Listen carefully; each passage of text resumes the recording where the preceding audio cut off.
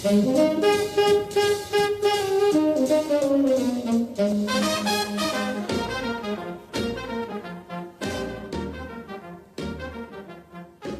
podcast is an invitation to feel and experience the souls of famous old Hollywood homes and to have an in-depth journey to the areas where they're located through interviews with longtime residents.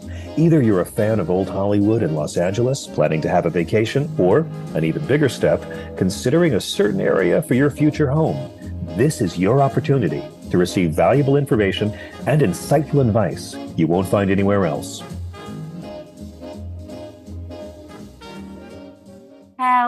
Hello, and welcome to my podcast.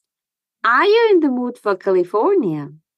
Today we'll explore and feel Culver City, followed by an interview with magical Helane Marie Anderson, who will share with us what it feels like to live in this area. The nicest part about living here, it's very neighborhood feeling. It has a lot of sidewalks and trees and parks and places to go. And it's also very centrally located if you have to be downtown or if you have to be at the beach or anywhere else. So for me, it was a multitude of those things. And I also, the New Yorker in me, the former New Yorker in me really loves walking. And so Culver City is very much a walking area. Masha Korpacheva is a California-based realtor and a member of the National Association of Realtors in Los Angeles. She's an advocate for selling and buying homes with soul and practicing mindfulness in real estate. With master's degrees in spiritual psychology and linguistics, Masha brings all of her skills to work with her clients. An intuit and empath, she has touched many lives with her outstanding ability to see beyond the visible and helping to come to better understanding of issues and their resolutions. An adventurous world traveler, from climbing Mount Kilimanjaro in Tanzania to exploring the Galapagos Islands, Masha has a particular passion for the City of Angels. Having landed in this paradise and adopted it as her home, she's been sharing old Hollywood stories since 2007.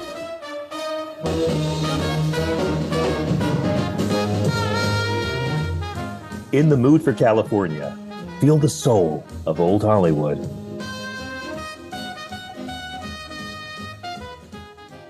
And now, are you ready to feel the soul of Culver City?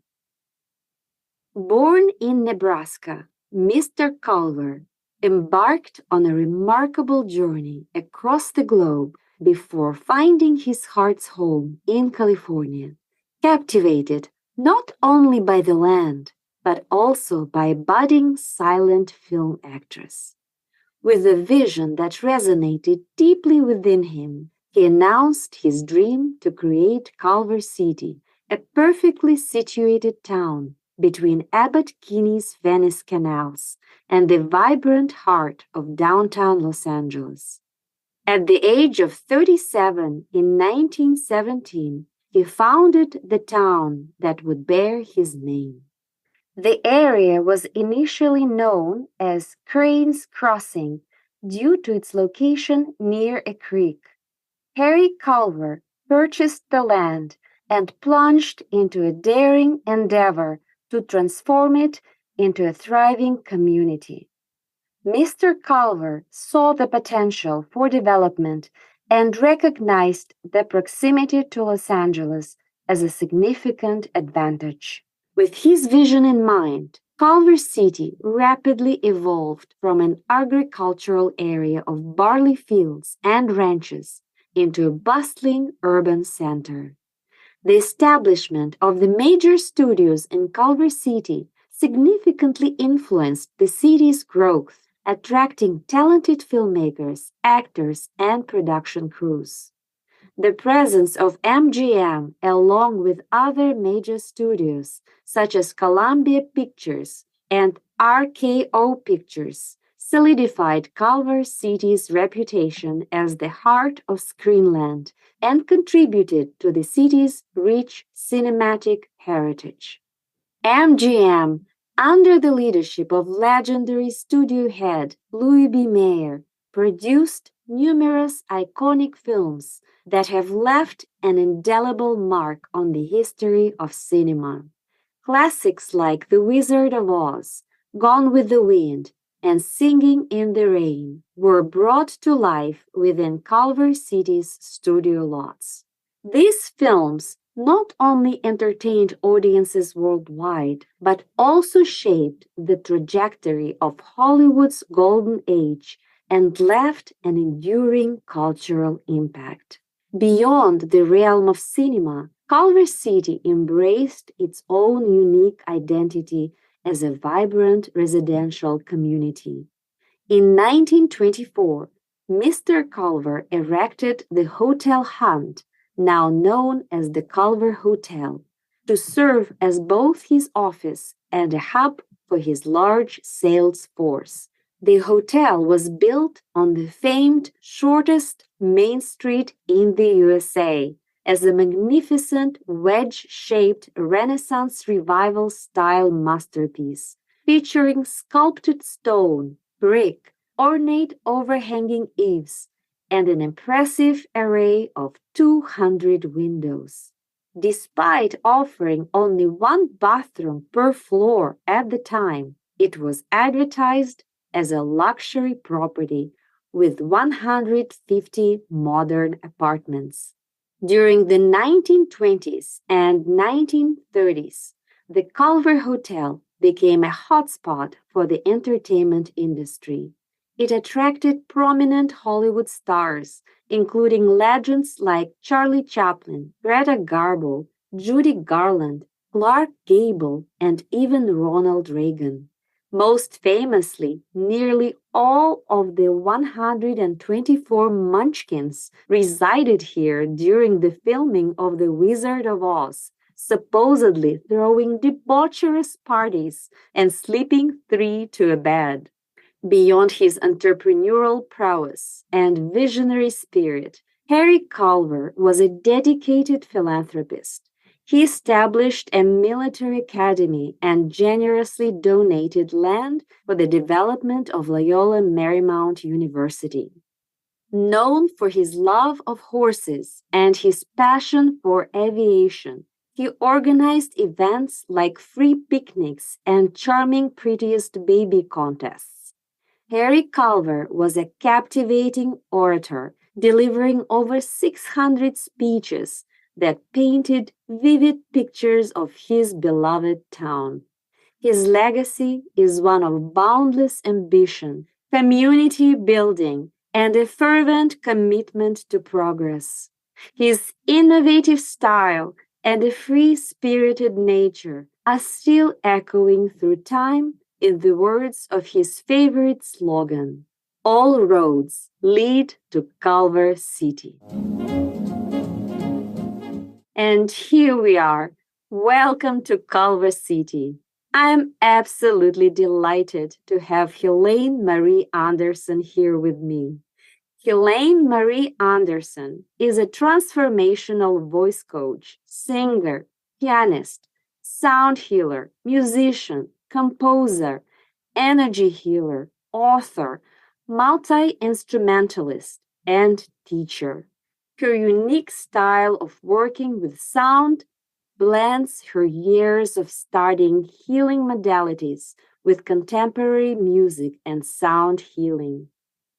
As a sound healer and meditation teacher, Helane regularly presents sound baths and guided meditations at renowned Los Angeles area studios, InsightLA Meditation, SoulPlay Yoga, and the Mindry in Malibu, and has been featured at the Globe Sound Healing Conference, Disclosure Fest, the Den Meditation, WisdomeLA, and St. John's Cathedral.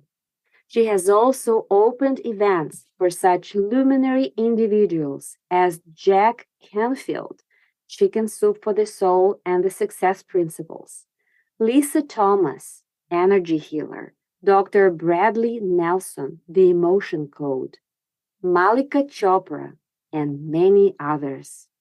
She teaches an arts, leadership, and entrepreneurship class at the renowned University of Southern California, Thornton School of Music, and has recently created the powerful Voice Leadership Intensive, combining leadership and voice training, life coaching, and more. Over the past few years, Helane has developed sacral sounds, sound healing training programs in Los Angeles, Las Vegas, virtually and beyond. Helane has also produced 3 professional sound healing recordings: Elemental Alchemy, Painted Sound, A Journey Through the 7 Chakras, and Songs from the Goddess that help to balance the elements and chakras within the body, mind, and spirit. Helane's deepest passion is to share her music and help aspiring singers, speakers, and seekers get in touch with their voice and transform. Please follow Helane on Instagram at Sacral Sounds LA and Facebook, facebook.com/Helane.Anderson. Her website is www.sacralsounds.com. Helane will share with us what it feels like to live in Culver City. Hello, Helane. Hello. How are you? I'm doing great, thank you. And yourself? I'm doing very well, and I was really looking forward to our conversation today about Culver City. Yeah, me too. Wonderful. So, how would you describe Culver City to someone who has never been there? What would you say, what feelings does this area exude? Well, it's an interesting question because when I first moved to Los Angeles, I actually lived in Hollywood behind the Magic Castle up by Hollywood and Highland. And when I first moved here, it was a gray area, but it also was super loud and super trafficky. And I moved away for a very brief 8 months. And when I was going to move back here, I had a couple of friends that lived in this area in Culver City. And the nicest part about living here, it's very neighborhood feeling. It has a lot of sidewalks and trees and parks and places to go. And it's also very centrally located if you have to be downtown or if you have to be at the beach or anywhere else. So for me, it was a multitude of those things. And I also, the New Yorker in me, the former New Yorker in me really loves walking. And so Culver City is very much a walking area. And you can walk to restaurants, you can walk to the park, you can walk to the lookout. There's a lot of that that's conducive in Culver City. So I really enjoy that aspect of living here. Oh, very nice. So you moved to Culver City mostly because you had friends there and they kind of introduced you to the city, correct? Absolutely. Yes. I have lived in the building I'm in for actually a lot longer than I thought I would be. I've been in Culver City for 13 years now, and it's only changed and gotten more expansive. So it's been an interesting evolution to watch. My building's been renovated since I've been here. All of the aspects of the downtown Culver City have only gotten nicer. So the way that they redid during the pandemic lockdown, they were redoing the entire downtown area of Culver City, and so now there's the Culver Steps, and there's new restaurants and there's new stores, and they have picnic tables everywhere, so you can just walk there and hang out. And actually, I have 2 cats. This is a funny part of the story, and I have a backpack that I put my cats in separately. I can't put them both in at the same time, and I walk my cat in the backpack to the downtown and sit with them at the picnic table, and they're very popular. So that's my fun tidbit about why I really like going, and it's that neighborhood feel of people just hanging out outside, which I really love. Yes, downtown of Culver City is very quaint and it gives you this historical feeling as well. I love Culver Hotel.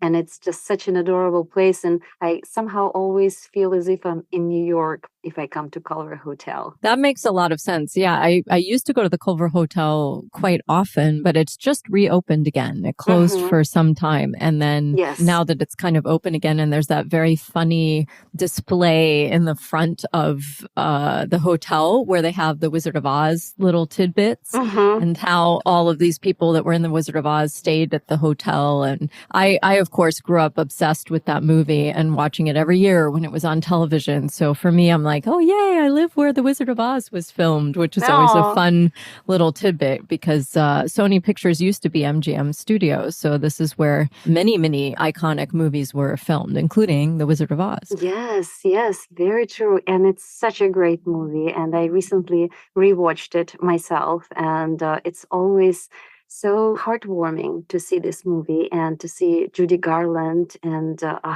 it's a wonderful, wonderful movie. Absolutely. Oh, so since you moved to Culver City, how would you say the quality of your life was affected? How did it change? That's interesting because I lived a number of places. When I moved back here and moved to Culver City, I actually was my foray into becoming a freelancer. And so for me, the quality of life living here, being centrally located, as I mentioned, because my work takes me all over Los Angeles, and I'm blessed to most of the time be going against traffic in Culver City, which is kind of an interesting phenomenon. And I also just appreciate that I can just walk whenever I feel like it. I can take my bike down the path because the Bologna Creek bike path is just behind where I live as well. So there's just a lot of options for being outside, for being present, for walking amongst the trees, and also as a sound healer and vocal transformation coach, which is what I do full time. I also do sound baths at SoulPlay Yoga, which is in downtown Culver City. And what's so interesting about that is that's actually the first space that I ever did a sound bath in when it was Goda Yoga originally, which was the original name of that yoga studio. And it's since changed owners twice. And I've just stayed throughout that time. So it's this really beautiful thing where I still do sound baths in that space, and I can basically walk there, except I can't really walk there with all of my sound instruments. So I do drive, even though it's a half a mile away from my place. Yes. But yeah, it's lovely because it's also just a neighborhood feel yoga studio, and I love practicing there. I love doing the sound baths there, and it's still a lot of the same people, which gives it a real feel of a neighborhood and community. Yes. So I would like to ask you a little bit more about sound baths because it's such a wonderful experience. And I'm not sure if people who do not live in Los Angeles or New York or in other countries experience that. Could you please elaborate a little bit? What is sound baths and what exact techniques do you use when you lead sound baths? So what is it all about? Well, the best way I can describe it, especially for someone who doesn't really know what it is that the concept and the wording sound bath comes from the idea of bathing in sound. So literally that the sounds wash over you the way that water would wash over you in an actual bath. And so what happens when you're in that experience is that the way that sound healing tools are developed, or the way that the music is specifically created in real time, because I use traditional crystal singing bowls, I use Tibetan singing bowls, I use chimes and very traditional sound healing instruments.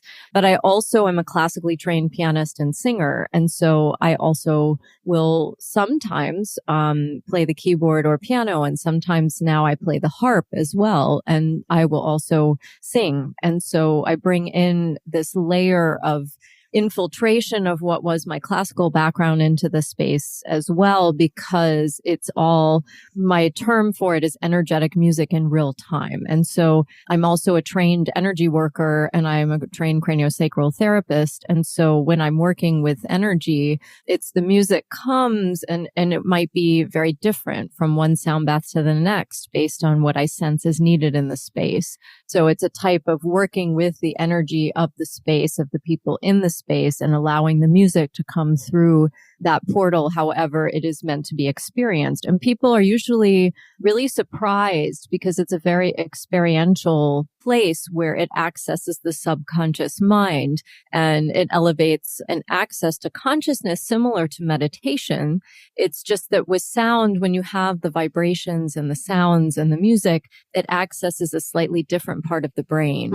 And so it can sometimes be easier for people to find meditative states through sound than if they're just sitting in meditation or just breathing. Wow. Wow.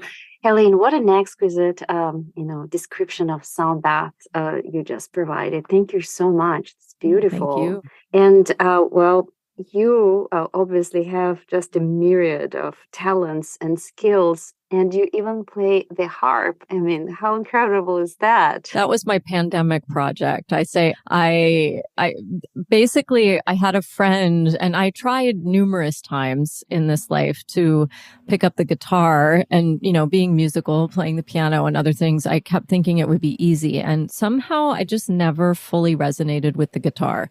It was just not an instrument that kind of spoke to me. And so I tried one last time at the beginning of lockdown. And then my friend was like, why don't you just play the harp? And I was like, no, maybe that's a good idea. So I looked into buying a harp, like a small harp, 27 string to get started. And I found a used one at the Solvay store that used to be in Westwood. It's unfortunately closed down since, but I got the harp there and just started playing and fell in love and was like, why haven't I been playing the harp the whole time? And so now I own 3 harps, actually. Oh my gosh. Another small harp and a bigger lever harp. Eventually I might get a pedal harp, but I have to be ready for my minivan by the time I get there. So. Okay. It looks like this is your new passion.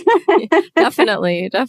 Yeah, because I did experience sound healing myself before, but I've actually never experienced it with a harp. It's something very, very special. Yeah, I love playing the harp. It accesses a whole other dimension with the sound healing. So I am very blessed to have had a more virtuoso music background because it enables me to create other layers with sound that you can access through other instruments and the ones that are more deemed for specifically for sound healing. However, I love kind of being a bridge, which I feel like that's what my music does, is it bridges a lot of different styles together and brings it into the healing space. And I'm feel very blessed to be able to create music in this way. Wow, wonderful. Well, I've never played the harp, but from its appearance, I believe very strongly that it's a very feminine instrument. Somehow, it seems to me. Would you agree with that? Or would you say that your experience is different? I mean, I think it can be a feminine instrument, but I've also heard men play it really beautifully and amazingly well, too. So I think it just depends. I think, but feminine doesn't necessarily mean male or female. It's more the light energy of it. So Right. I think it just depends. It depends on the music and it depends on the player. I think it can be both. Yeah. What I meant is like not who plays the harp, but the kind of energy that it exudes. It seems to be very strong feminine energy. Oh, for sure. And it also is like, for me, I think of it, I would probably say it's a more angelic energy. So that's at least that's the way that I interpret it myself. And it's interesting because I also feel like the harp came into my life at a moment when I was ready to really embrace joy. Beautiful. And then now that you play harp at sound healing ceremonies, you probably share this joy with all the people who attend. Yeah, absolutely. At least that's my intention. Everyone has to take it how they take it in terms of that space. But yeah, I feel very, it's a real, really amazing thing to be able to create music in this way for people. Yes, for sure. Well, thank you so much for sharing this experience of playing harp and also what it means to experience a sound bath. That was very, very interesting. So I have another question to you, Helene, if you don't mind. Of course. So tell me a little bit about your home. What does your home mean to you? what would you say is the heart of your home? The heart of my home is very clear to anyone who walks in, and my entire living room is a baby grand piano and all my equipment and 3 harps and a keyboard and many singing bowls and many sound healing instruments. So yeah, I'd say like it's very clear the heart of my home is music. Oh, wow, that's beautiful. Yes, and I spoke to many different musicians, and oftentimes that's what they say. Oh yeah. I mean, and for me it's more about the space itself, because it's my couch and my table are more off in the corner, and the focal point are the instruments. Uh-huh. Wonderful. So what about your cats? Do they enjoy listening to the music? Actually, they do. When I play the harp or the piano, they kind of chill out. Actually, they sit on the couch and watch me. It's cute. Oh, that's very nice. Um, Now I have a few blitz questions about Culver City to you, about your favorite places. Sure, go ahead. What is your favorite store in Culver City? Well, there's this place on Culver Boulevard. It's like kind of where Culver and Washington Boulevard meet, called Lundine's, and it's a really lovely gift store. So I have many Christmases bought family presents in there. They have lots of gifts for anyone that could be in your life. They have gifts for children and gifts for adults and really beautiful cards and that. So I just love that gift store. They have a lot of really nice things. Oh, very nice. Landin. So it's probably been there for a while, right? Yeah, it's been there for quite some time. Oh, At least as long as I've lived here, for sure. okay. And it's been 13 years. Yeah, so a minute.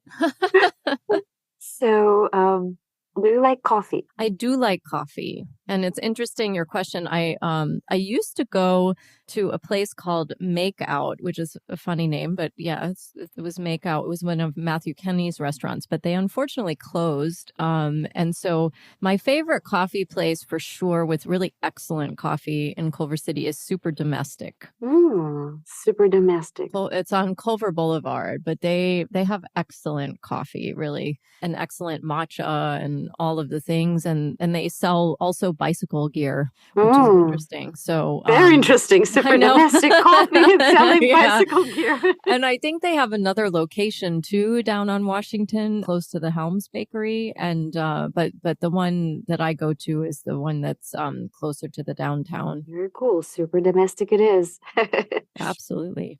What about your favorite restaurant? Well, I have to say, my favorite restaurant in Culver City is the first restaurant in Culver City I ever ate at, which is Akasha, actually. So, and I've been going there consistently the whole time. Actually, since before I lived in Culver City, because I used to work at the Los Angeles Philharmonic many years ago, and one of my friends who used to play in the orchestra, we came here for dinner one night and we ended up at Akasha, and I think it had just opened. So this was probably 2008, 2009, maybe they opened in 2009.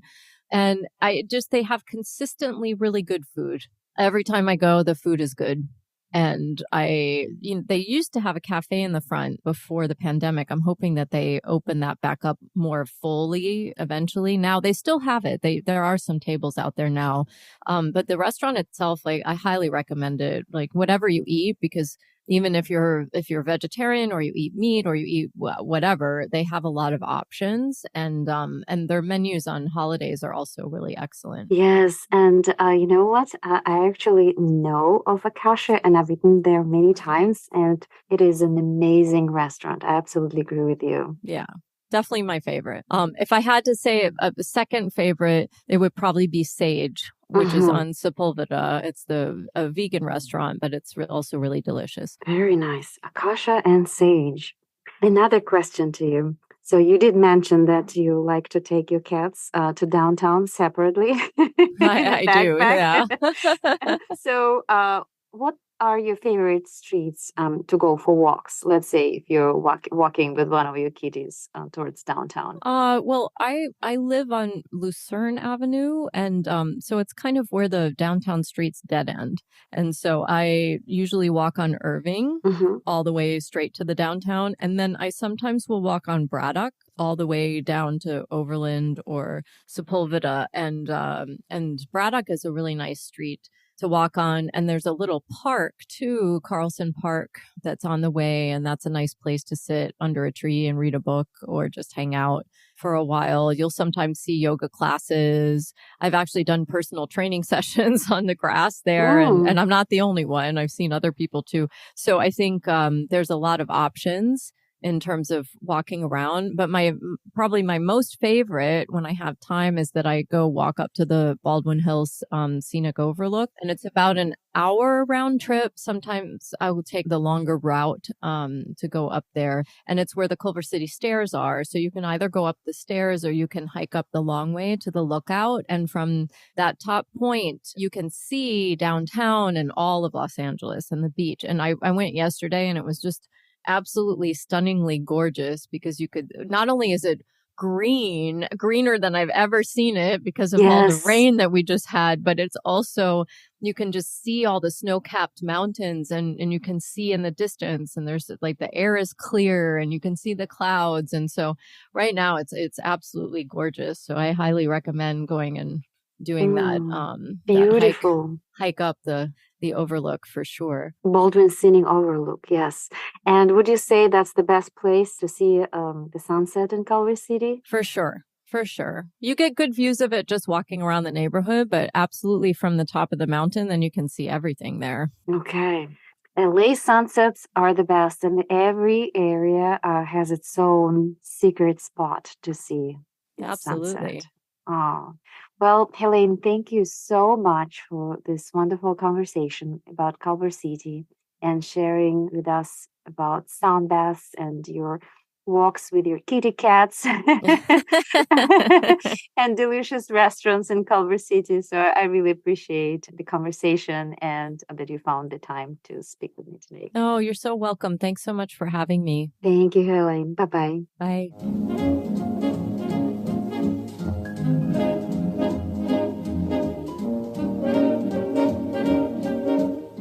Thank you very much for tuning in, and I hope you enjoyed experiencing Culver City with my special guest, Helane Marie Anderson. Please press the like button, follow, and share your feedback for the podcast. Your time and support are greatly appreciated. Next time, we are going to meet in the heart of Beverly Hills. See you there.